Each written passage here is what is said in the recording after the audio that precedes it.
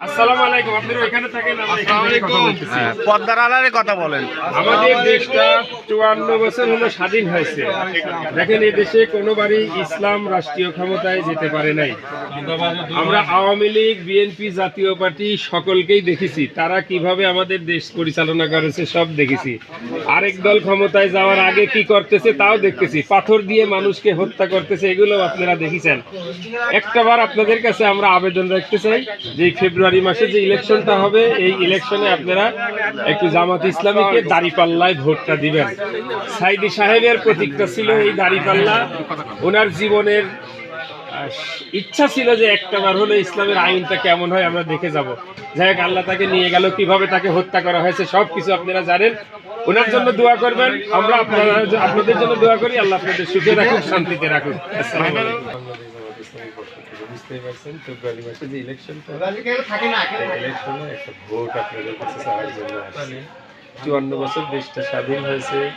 আমরা আওয়ামী লীগ, বিএনপি, জাতীয় পার্টি সব দেখেছি, কিন্তু জামাত ইসলামী কোনোদিনও তারা রাষ্ট্রীয় ক্ষমতায় যেতে পারে নাই, আমরা দেখি না। এইবার আল্লাহ একটা সুযোগ সৃষ্টি করে দিয়েছে, যদি আমরা আপনারা সবাই মিলে দেই তাহলে ইনশাআল্লাহ ইসলাম ক্ষমতায় পৌঁছাতে পারবে। এই আবেদনটাই আপনাদের কাছে রাখি, একটু মন খুলে দোয়া করবেন। আমরা দোয়া করি সব ঘুম থেকে ডেকে তোলার জন্য। আমরা সবাইকে বলে দেন, মিশন সবাইকে বাইক বলে দেন। ঠিক আছে ভাই, দোয়া করেন। দেখি ঘরের মধ্যে ঢুকে যাও। আমরা আসছি বাংলাদেশ জামাত ইসলামীর পক্ষ থেকে। ফেব্রুয়ারি মাসে যে ইলেকশনটা হবে, এই ইলেকশনের জন্য একটা ভোট চাওয়া হয়েছে। আমরা সব দলকে দেখছি, জামাতকে দেখতে পারি না। একটাবার আপনাদের কাছে আমরা আবেদন রাখবো, এই সুযোগটা জামাত ইসলামীকে দেন, দিয়ে দেখেন যে এরা ওদের মতো এরা ভিন্ন। আমি খারাপ সেটা তো আমাকে পরীক্ষা করা দরকার। তো এই জিনিসটাই আপনাদের কাছে আমরা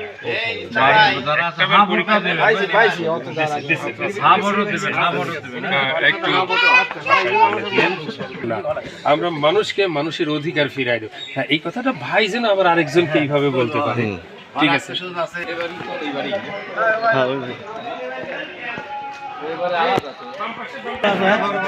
ভাইজানরা এখানে একটু দাঁড়ান, আপনাদেরও দাঁড়াইতে পারেন, একটা কথা বলে যায় সেটা আছে।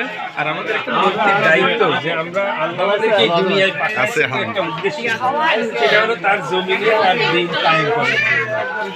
তো এই হিসাবটাও আল্লাহর কাছে আমাদের দিতে হবে যে বান্দা তোকে পাঠালেন, তুই খালি জীবনের রুজি রুটি করলি আর খাইলি, আমার জন্য কি করলি? এই প্রশ্নটা কিন্তু আমাদেরকে করবে। তো যাই হোক, আপনাদেরকে সকাল সকাল যাই ভোটটা দিই।